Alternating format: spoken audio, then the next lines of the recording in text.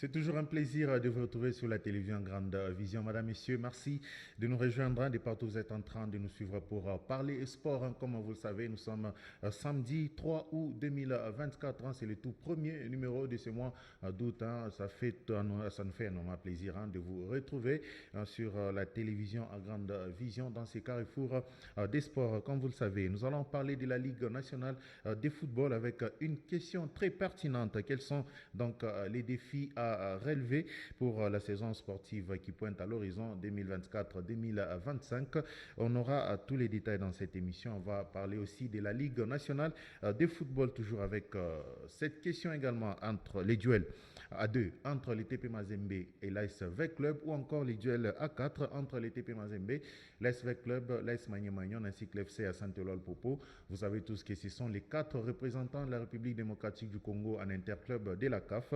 Il faut savoir que les TP Mazembe et l'AS Magnon vont devoir jouer la Ligue des champions de la CAF, et en Coupe de la Confédération, on va retrouver les Cheminots du FC à Saint-Eloi Popo et l'AS VEC Club, le récent champion du Congo de la 58e édition. Et puis, on va parler des Cheminots du FC Saint-Eloi Popo. Patou Kabangou qui était annoncé enfin de sa carrière de footballeur, qui a été finalement, qui a vu finalement le président Jacques Kaboula Katoué le faire revenir pour réintégrer l'équipe, l'équipe jaune et bleue après bien évidemment s'être retrouvé parmi les 12 joueurs qui ont été remerciés par les Cheminots du FC à Saint-Eloi Popo. Nous allons revenir avec cette question de savoir si c'était une bonne idée ou encore une bonne décision qu'avait prise le président jaune, le président des Viettes, à savoir Patou Kabangou, à savoir plutôt Jacques Kaboula Katoué, qui a fait recours à Patou Kabangou. Ce sont là donc les thématiques, encore les sujets qui vont nous accompagner jusqu'à 12h50. Nous allons devoir nous séparer d'avec vous. Et pour en parler, ils sont déjà avec moi sur ces plateaux. Jean-Claude Sefou, Empire. Bienvenue. Ne tourne pas 3 fois à gauche si tu veux aller à droite, dit un dicton populaire. Bonjour cher Marc, bonjour à tous. Et à droite. C'est ça, il faut être pragmatique. Soit tu veux aller à droite, mais tu tournes 3 fois à gauche, tu perds le temps inutilement. Ah, ok. Sinon, ça va très bien. Ouais, ça va super bien. Un week-end qui s'annonce bien aussi. Bon, moi j'attends toujours le retour du championnat. Donc là, on essaie un peu d'écréger, vous voyez, on souffre pour avoir quelque chose. Nous, on vit de ce que font les équipes, ce que font les joueurs. Pour l'instant, ils ont repris les entraînements et tout, mais on attend vraiment les retours de la LINAFOOT, des championnats européens, de la Ligue des champions, Ligue des champions de la CAF, pour que nous puissions vraiment avoir de la matière. Joël Banéo également avec nous sur ces plateaux. Joël, bonjour et bienvenue. Bonjour à vous, Prince Motoka. Bonjour également à toutes les nombreuses personnes qui me suivent. Malheureusement, je n'ai pas la belge, comme Jean-Claude Sefou, mais bon, je suis très heureux. On sait que c'est sa spécialité, les adages. Je tire ma révérence, je suis séduit par ces dictons et ces proverbes à répétition. Sinon, ça va très bien. Oui, je me porte très bien. Un beau week-end qui commence. Et, moi, je suis rythmé, par contre, au rythme des Jeux Olympiques. Là, je crois que c'était hier, le 2 août. Hier, c'est le 2 août. Oui, les débuts des épreuves d'athlétisme. Donc, ça monte un peu en puissance. Et déjà aujourd'hui, les 2 Congolais sont éliminés. À mon temps, j'ai suivi que non, les 6 athlètes sont donc éliminés. Oui, c'est déjà fini pour nous. Et il faut vraiment être derrière eux, sinon ils risquent de se volatiliser. Ben non, ils vont rentrer. On espère qu'ils vont rentrer. Ce qui fait mal, c'est que le ministre va bientôt organiser des assises pour un peu tabler sur les bilans. Mais les gens se posent la question, il va tirer quel bilan des athlètes puisqu'ils n'ont joué que un match. Ils ont été matinalement éliminés. Ouais, c'est ça. Mais il ne faut pas oublier aussi les Jeux africains où il y a la boxeuse, j'oublie le prénom, qui avait quand même pris Marcela Sakombi, qui avait pris quand même une médaille aux Jeux africains. Mais c'est dommage. Moi, je me pose la question de savoir où est parti le comité olympique. On a un comité olympique inexistant complètement. On se pose la question. Il existe, sauf qu'en fait, ils n'ont pas eu le temps de préparer. On avait un ministre des Sports, Kaboulo, qui ne mettait pas, d'après eux en tout cas, le moyen. Et la transition avec Boudimbo, c'était déjà trop tard pour qu'il puisse s'immiscer et essayer tout petit peu d'insuffler un nouveau vent. C'est dommage, un comité olympique qui ne s'est pas préparé. C'est que vrai, la préparation était complètement médiocre et du coup, les Jeux olympiques congolais, c'est presque de la honte quand on regarde ce qui se passe là. C'est la honte pour les Congolais, bien évidemment, parce qu'il y a eu quand même d'autres Africains qui sortent quand même leur tête de l'eau, notamment un Camerounais qui s'était... Les prochains Jeux, c'est en 2028. Il va falloir qu'on soit sérieux cette fois-ci. Et surtout qu'on sait que c'est les États-Unis, quand on sait que nos Congolais rêvent également les États-Unis, et arriver de ces côtés-là, c'est compliqué. Il est également avec nous sur ces plateaux. Lui, c'est Lembardio TV, Marc Lemba. Bienvenue. Oui, merci Prince et bonjour à tous ceux qui nous suivent dans ces moments. Nous excusons d'ailleurs pour ce petit retard d'interaction sur ce plateau du Carrefour des Sports. On devrait aussi accompagner notre intendant de l'équipe Diocèse Saint-Europe, qu'on est en train déjà dans notre. Donc vous êtes de Lupopo. En finalité, je ne suis pas honte de le dire. Ah, c'est vrai? Ah, c'est enregistré, on enregistre. Donc, nous, là, on va discuter avec un fan. C'est pour la première fois. C'est pas possible. On va enregistrer. C'est pour la première fois que Marc change de camp. Non, mais c'est sérieusement, il était à l'époque noir-blanc et aujourd'hui il devient jaune-bleu. On ne sait pas. C'est quoi déjà les raisons? J'espère qu'il sera vert noir dans 2 ans. Non, c'est quoi déjà les raisons qui ont causé, qui ont abouti à ces changements? Le quartier, la proximité. Ah, ok. Non, mais même dans ces mêmes Kijé, il y a aussi les Mazembe. Non, c'est rare de retrouver des Lupopo dans la commune de Kamalondo. C'est pareil aussi pour le camp SNCC Maramba, enfant des cheminots d'office. Finalement, merci de nous rejoindre. Merci de nous rejoindre parce que j'étais les seuls qui étaient connus. Je ne sais pas, je peux dire au pays, les seuls connus qu'il était dans tel camp. Merci quand même de nous rejoindre, ça fait plaisir. Sinon, ils sont déjà avec moi sur ces plateaux. On va déjà commencer avec cette première thématique, comme je l'avais dit, dès l'entame de cette émission. Quels sont donc les défis à relever pour la nouvelle saison qui pointe à l'horizon? Joël, on commence avec vous. On sait que dans quelques semaines, on va déjà assister, bien évidemment, avant qu'il y ait des décisions finales pour la reprise du championnat pour la saison 2024-2025. En attendant, quels sont les défis? Déjà, premièrement, moi j'aimerais parler du calendrier. C'est d'abord la première chose sur laquelle il faudrait que les organisateurs s'attellent parce que le format il est plutôt bon. On sort d'un format zonal où on a fait, je crois, 4 zones à travers la République. Et puis ce Final Four là, Final Four, ces playoffs là qui ont eu lieu, c'est un format qui nous a montré un petit peu de stabilité parce que, à mon avis, c'est un format qui s'adapte aussi à la réalité de ce pays. C'est compliqué, on l'a vu durant les 2 dernières années où on n'a pas été capable de ramener le championnat jusqu'à son terme. Et le format adéquat, c'est celui-ci parce qu'on a vu le championnat s'est déroulé jusqu'à la fin, bien qu'il y a eu moult difficultés. Mais je crois que d'abord le calendrier, premièrement, c'est un facteur ultra important. Et puis en second lieu, j'aimerais parler ici...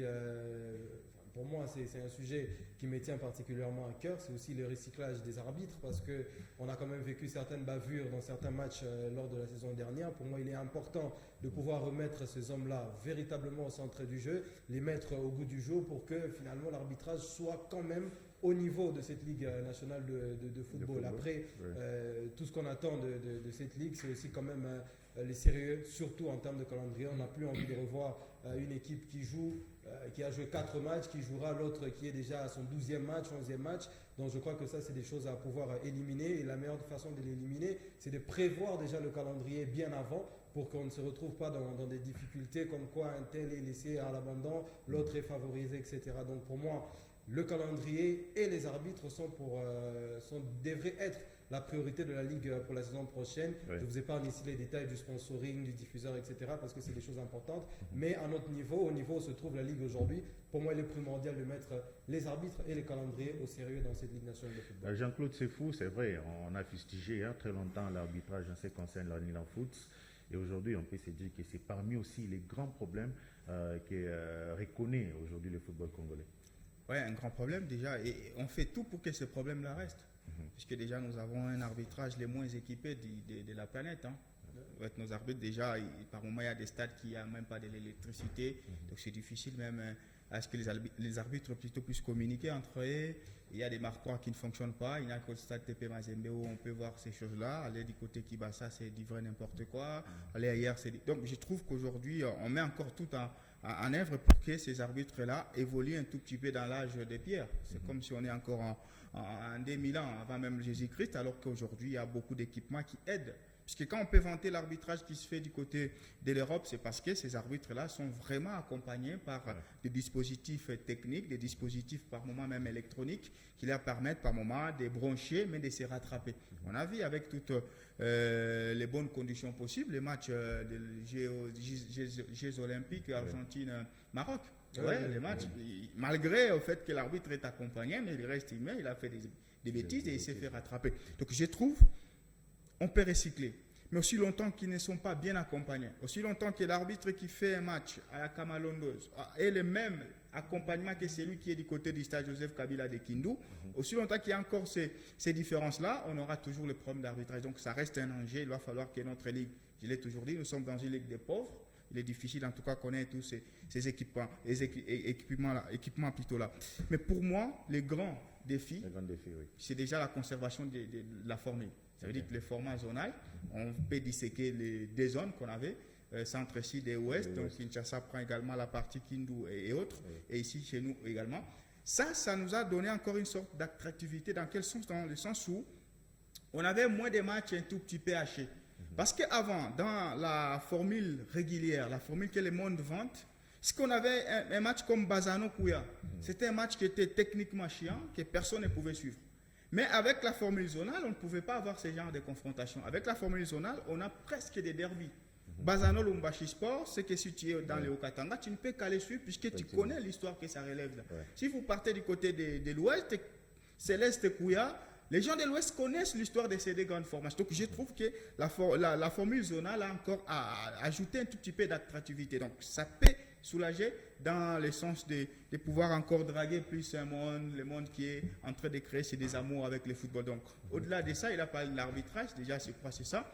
Le sponsoring, pour moi, ça ne doit pas être justement une urgence. Pourquoi? Puisque un sponsor sérieux ne viendra pas mettre des millions avec notre football à cet état. Mais nous avons quand même fait un grand pas, c'est lors de la 29e édition où on est allé jusqu'au bout, où on a vu un champion full, même si la dernière cérémonie qui a consacré le titre au TP a été tout simplement désorganisée. Je pense qu'avec ça, la 30e édition est une édition de régularité. Si on remet encore une bonne organisation, si on remet encore du sérieux, je pense que c'est à ce moment-là qu'on va draguer en tout cas les grandes entreprises, question de pouvoir venir sponsoriser. Alors Marc, revenons quand même sur l'organisation de la Ligue nationale de football. On sait qu'avec cette histoire des reports des matchs à tout moment, parce que les organisateurs ne peuvent quand même revoir aussi ces problèmes. À chaque fois, il y a toujours report parce que telle équipe ne peut pas jouer la Lina Foot parce qu'elle se concentre pour jouer les interclubs de la CAF. Est-ce qu'on ne peut pas quand même suivre même un tout petit peu l'exemple des clubs européens ou encore des championnats européens? Mais il faut préciser en rapport avec cette préoccupation, Prince, féliciter la Lina Foot pour une première. Oui, parce que la saison est arrivée jusqu'à la fin, on reconnaît. D'ailleurs, le défi à relever pour la prochaine saison, c'est consolider les acquis de l'édition 23-24. On a vu à 100%, il y a eu quand même les différents matchs qui se sont joués, je dirais même à 95%, outre les quelques reports. Non, il y a des matchs qui sont restés en suspense. Voilà, c'est ce que je dis. 95%, quand même, on a eu une réussite. Peut-être en rapport avec la thématique concernant les équipes engagées au niveau des interclubs de la CAF. Moi, je pense que l'Alinafoot doit essayer de ce côté-là de s'imposer. Parce que c'est l'Alinafoot qui organise l'Alinafoot, qui publie même le calendrier. Je pense que non, l'Alinafoot ne doit pas s'imposer. Non, dans le sens. Elle doit se conformer au calendrier CAF. Non. Parce que souvent, ce sont des matchs qui sont prévus à 2 jours d'intervalle. Parce que lorsqu'on est en train d'élaborer le calendrier, on tient compte finalement des rencontres africaines. Et même Mazembe est d'accord que je peux jouer par exemple le mercredi et je joue la rencontre africaine le dimanche. Mais ce n'est pas le cas. C'est Mazembe et surtout que par exemple, il y a une défaite en Linafoot le dimanche, Mazembe qui va jouer le mercredi. On dit que non, ça va toucher le mental. Non, ce qui est grave, c'est par moment, juste pour finir, on critique souvent à tort. Qu'est-ce qui se passe en Europe? Parce qu'il a parlé de l'Europe. C'est que quand une équipe va jouer un match de l'UEFA Champions League mardi, l'équipe joue samedi à domicile. Ça veut dire, on tient compte, est-ce que le Real va se déplacer mercredi ou va jouer à domicile? Si le Real joue en Espagne mardi, Vous verrez que le Real va jouer encore à domicile en championnat. Ici chez nous, Mazembe peut jouer à Kindu, alors que dans 3 jours, il doit recevoir une équipe importante. Logiquement, l'équipe peut décliner. Moi, je pense que le problème, c'est la on suit à cette formule zonale, je ne vois pas où est-ce qu'il y aura le problème. Non, il y a un problème. Jean-Claude, vous n'avez pas précisé un problème d'adversaire. Jouer à domicile ou en déplacement. Pardon, Mazembe était l'équipe qui avait beaucoup de matchs en retard. Pourquoi? Parce que l'équipe reportait tout le temps. Pendant la phase zonale, il n'y avait pas de match en retard. Oui, non, la phase zonale, il n'y avait pas beaucoup de problèmes. En play-off, là, il y a eu quelques rapports. Oui, mais moi je pense que le vrai problème, Jean-Claude, c'est pas seulement de jouer la rencontre à la maison, à l'extérieur. C'est l'adversaire aussi. Prenons l'exemple, Mazembe joue le dimanche face à Don Bosco. C'est prévu que Mazembe doit affronter par exemple Mani Magnon le mercredi et jouer le match africain le dimanche. Il suffit seulement un match nul face à Don Bosco et Mazembe snob la rencontre des Mani Magnon. Parce qu'on sait aujourd'hui le niveau des Mani Magnon. Donc je pense que après avoir élaboré le calendrier, il faut qu'il y ait le respect maintenant de ce calendrier-là. Tout le club, que ce soit Mazembe, Vita Club, le Popo, ils doivent respecter le calendrier en question. Parce qu'on sait tous déjà aujourd'hui que Mazembe va jouer l'African Football League, Mazembe va jouer la Ligue des Champions, et peut-être il y aura aussi une Coupe du Congo, entre guillemets. Donc c'est le moment maintenant d'élaborer. Parce que je sais que le format, il est vraiment intéressant. Pour la dernière, je pense qu'il est vraiment intéressant. C'est juste qu'il y a eu la disparition des équipes du Kassai pour le compte de la phase des playoffs. On n'a pas vraiment vécu... disons cette forte représentativité on a vu les équipes se déplacer jusqu'au Lozi, les et là je pense que c'est le problème de la Lina Foot, c'est un problème des clubs de l'espace Grand Kassai. En soi, il faut d'abord consolider ces formats et puis je pense que vendre maintenant ou retaper l'image de cette Ligue nationale de football, parce qu'on a parlé de plutôt les problèmes de sponsoring, mais est-ce que regardons seulement la diffusion de ce championnat, s'il vous plaît. La diffusion, c'est cette saison, on a eu les playoffs passés même sur les réseaux sociaux. Non, vous parlez des playoffs, mais il y a eu une première phase. On a bien fini. La phase classique, s'il vous plaît, il y avait des grands matchs, mais cette phase. On a bien fini la saison. On a bien fini, on sous-entend qu'il y a parce qu'à Kinshasa, il y avait des grands matchs. On n'a pas suivi. Pas suivi, Jean-Claude. On n'a pas suivi. Non, vous savez, avec le producteur de la Lina Foot, il pouvait faire un choix sur des matchs. S'il se rend compte que les matchs. Non, la RTNC est rentrée un pétard. Oui, c'est ce que j'ai dit. Espérons qu'il va maintenant commencer. Il fallait qu'on puisse aussi trier, faire un choix sur quelques matchs qui doivent être diffusés. Par exemple, un derby entre, par exemple, le Popo et Mazembe ou le Popo. Don Bosco, et à Kinshasa, il y a Kouya et Céleste. Les choix est clair. Non, mais il faut pas oublier la saison dernière, ils nous ont fait des duplex. On a eu. On a suivi ça sur la RTNC. Oui, juste pour la phase de playoff. Parce qu'on a raté, vous vous rappelez, on a raté le match Mazembe le Popo.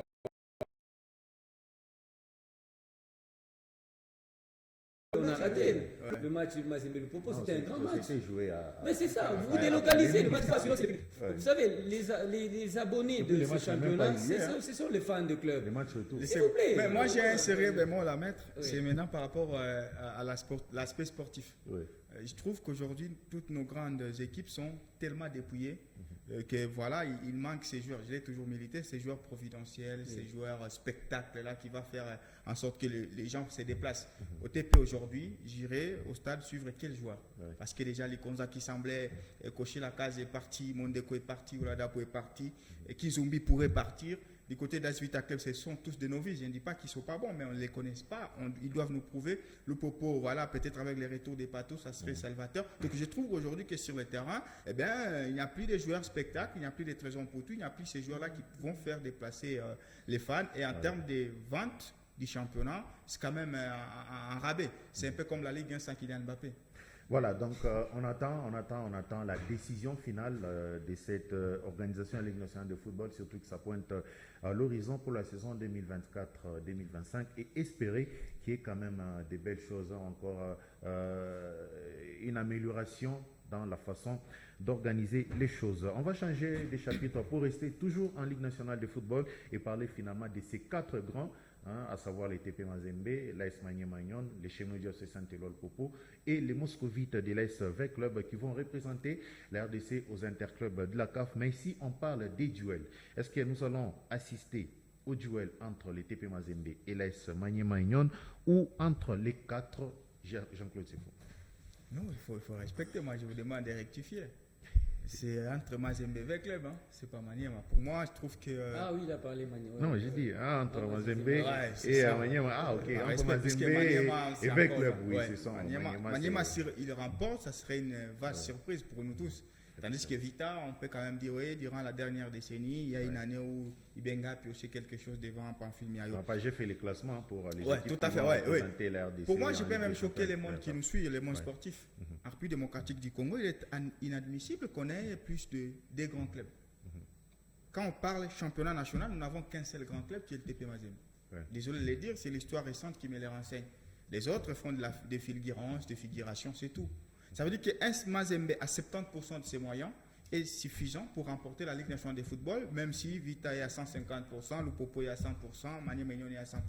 Donc il suffit que Mazembe se saborde de lui-même pour que Vita en profite. C'est là où j'avais parlé de Pamphile Miayo qui a chopé une fois la Lina Foot au détriment du TP. Ça veut dire que si Mazembe est à 70% sérieux, comme là il commence déjà à l'être, je vous assure que c'est suffisant pour que cette équipe-là remporte cette Lina Foot. Pourquoi? Puisque c'est la seule équipe, c'est la seule institution qui maîtrise au fait les paramètres de notre football. Ils maîtrisent tellement les paramètres des matchs à l'extérieur. Mazembe perd rarement. La saison dernière, ils ont perdu justement face à Maniema Union et c'était déjà presque à la fin du championnat. Ils étaient déjà assurés. La Mindia avait tourné l'effectif. Le fait que Mazembe perde rarement, surtout à l'extérieur, alors qu'il gagne tous ces matchs à domicile, nous donne en tout cas ces avantages-là. Le même système n'est pas vécu du côté des Vita Club, n'est pas vécu du côté des Lupopo, n'est pas vécu du côté des Maniema. Donc pour moi, je peux adhérer à la cage de M. Kinkumba qui parlait que Mazembe c'est le favori permanent de cette édition. Maintenant, je suis quand même ouvert à certaines surprises. La saison dernière, c'était Maniema qui était très appliqué, mais c'était insuffisant quand même, puisqu'on l'a dit, Mazembe était déjà assuré de finir. Oui. Est-ce que Lupopo peut maintenant, cette fois-ci, bien finir? Puisque Lupopo a très bien commencé, que même Mazembe, que même Vita, que même tous les autres. Mais Lupopo a mal fini. Pourquoi? Parce que Lupopo ne maîtrise pas ces méandres-là des matchs en déplacement. Là où Mazembe a des boutons de piste, c'est le fait de négocier tout bonnement les matchs à l'extérieur. Allez à Goma, même si tu ne gagnes pas un match nul. Allez à Kindu, tu ne gagnes pas un match nul. Ça fait que Mazembe a tout simplement les envies. Et puis Mazembe a souvent les meilleurs joueurs du championnat. Voilà pourquoi ils finissent toujours par être le favori ultime de ce championnat. Ouais, je reste aussi dans la nostalgie pour parler, évoquer. C'est pas la nostalgie, non, Mazembe, oui, c'est là des titres. Prince Mutoka, on a deux exemples. L'Égypte aujourd'hui, malgré l'investissement de l'équipe de Pyramide FC, mais les meilleurs c'est Zamalek et Al Ahly, parce qu'historiquement ils représentent le football égyptien. Le cas c'est de l'Espagne également. On a vu la montée de l'Atlético de Madrid, mais malgré la méforme de l'équipe du FC Barcelone récemment, mais on garde toujours les deux têtes là. Il s'agit là de Barça et le Real de Madrid. Donc je pense qu'en RDC il faut aussi respecter l'historique de ces deux protagonistes. Mazembe également, l'AS Vita Club de Kinshasa, c'est pas pour rien. On a eu à critiquer la gestion des Bestines, à critiquer le mauvais moment qu'a traversé l'AS Vita Club de Kinshasa, et aujourd'hui on sent qu'il y a une forme de résurrection et renaissance. On espère que le résultat sera vraiment meilleur pour cette formation, mais il ne faut pas vraiment enterrer le projet sportif de l'équipe de Maniema Union, s'il vous plaît. Maniema aujourd'hui est en train de faire ce que Mazembe faisait dans le passé. Ce n'est pas interdit de rester au pays et préparer sa saison, mais ce n'est pas aussi interdit de le faire quelque part en Afrique, parce que ce n'est pas pour rien le Grand Real, le Grand Barça et autres, ils jouent des rencontres aujourd'hui amicales aux États-Unis. C'est pour permettre qu'il y ait une très bonne concentration aussi en rapport avec les nouvelles recrues. Je pense qu'aujourd'hui, ce que Maniema représente, pour moi, j'accorde encore une fois crédit à cette formation, vu que la saison dernière me rappelle que Maniema était juste derrière Mazembe, et Maniema cette saison va jouer la Ligue des Champions. Donc je pense que Maniema a toutes les forces de bousculer un peu cette hiérarchie. Maniema fait ce parcours-là parce que Vita et Lupopo sont fébriles, ou il le fait parce que lui, il est fort? Il est fait parce qu'il y a des Vita et Lupopo. Mais c'est ça, donc ça veut dire qu'il faut mettre Maniema. Et ça profite aussi à Maniema Union d'être maintenant fort. Parce que le problème, c'est Vita qui est à 90% de son histoire, Maniema ferait le même parcours. Mais c'est possible. Non, le problème, vous savez, il y a maintenant ce qu'on appelle l'orgueil. Non, Maniema n'a pas de joueurs pour ça. Non, Maniema est effectif quand même. Maniema a un bon effectif, je le dis. Ils ont des bons joueurs. L'humiliation de Mazembe à qui nous? Mais c'est quel Mazembe? Non, s'il vous plaît. C'était Mazembe déjà titré. Ce match-là, King. Prince avait suivi ce match-là, King. C'était une finale. Et Maniema a humilié Mazembe parce que moi j'ai vu même d'autres. Je vous en concède. Au niveau de notre continent, relayer cette défaite de Congo de Mazembe. Je vous en concède. Mais Mazembe n'a pas les joueurs. Et non, Maniema n'a pas les joueurs d'orgueil.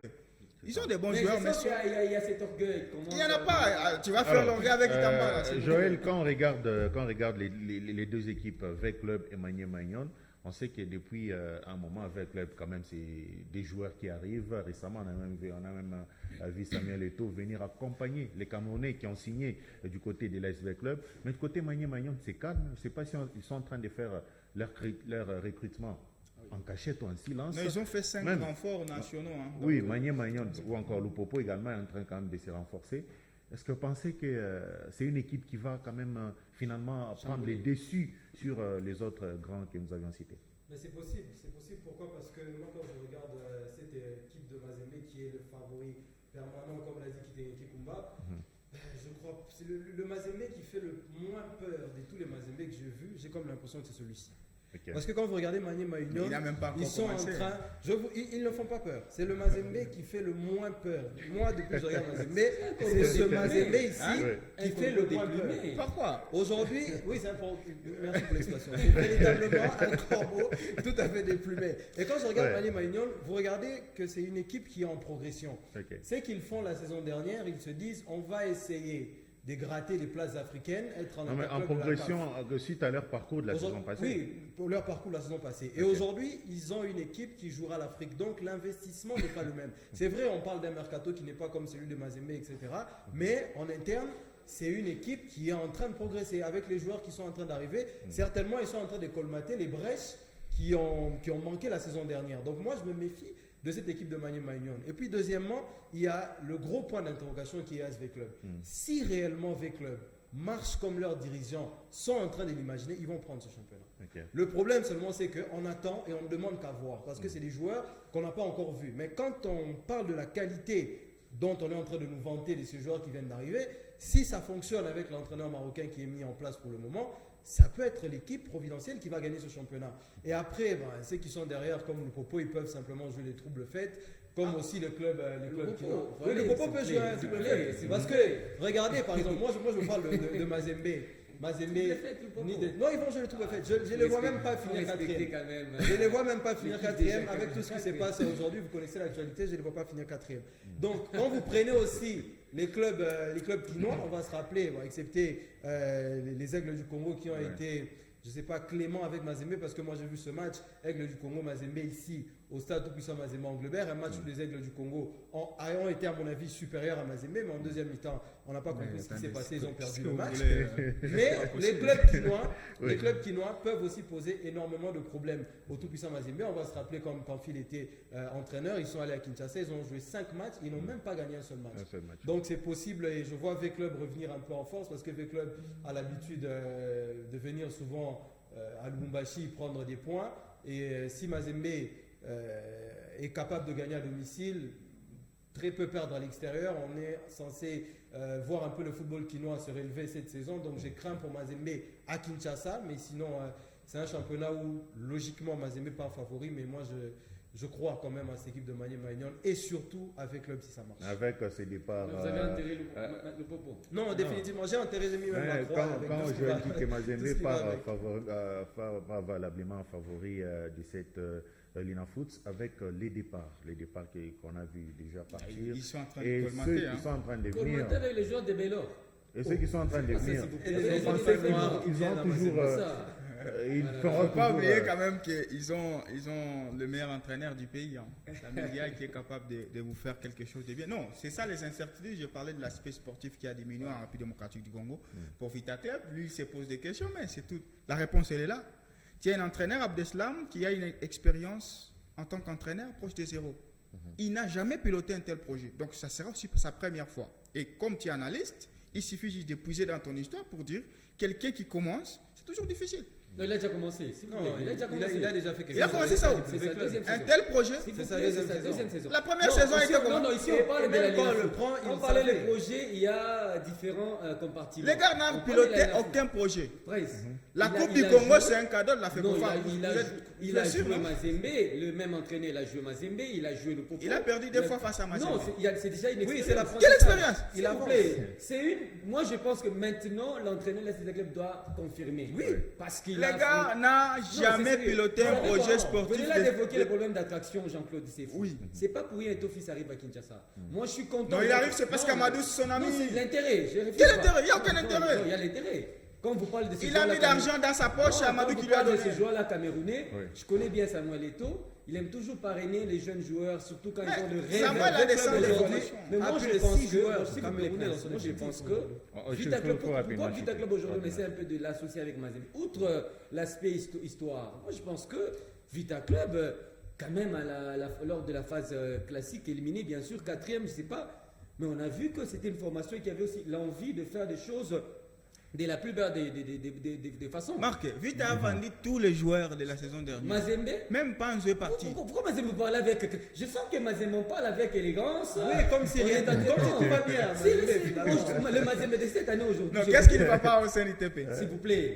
Dis-moi, c'est les meilleurs joueurs sont partis. C'est suffisant. Vous perdez Kizumi, vous perdez vous perdez Mondeko. Oladapo aujourd'hui peut-être sera... Mazembe a gardé le meilleur buteur là. Vous nous ramenez les jeunes joueurs de Bello. Vous nous ramenez un joueur des Dauphins Noirs, peut-être à l'exception. Je respecte aujourd'hui Diébéni Nongala. Mais le reste, s'il vous plaît, on est en train de chier et d'insulter le public. Le meilleur joueur de Mazembe.